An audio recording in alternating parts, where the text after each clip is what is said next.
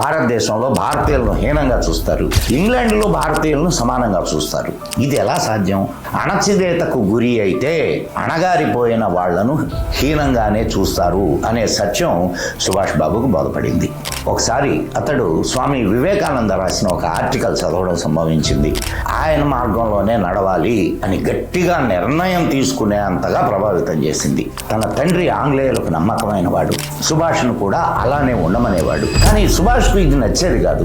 నిజానికి సుభాష్ బాబు చాలా భయస్థుడు, చీకటన్నా పాములన్నా చాలా భయపడేవాడు. కానీ ఈ భయాలన్నిటి మీద విజయం సాధించడానికి ముఖ్య కారణం వివేకానందుని స్ఫూర్తి. వివేకానందుని రచనల ద్వారా భయాన్ని ఎలా జయించాలో నేర్చుకున్నాడు. అడాల్ఫ్ హిట్లర్ను వెళ్ళి కలిశాడు. మీ రక్తం నాకు ఇవ్వండి, నేను మీకు స్వాతంత్ర్యం ఇస్తాను. ఇది నేతాజీ నినాదం.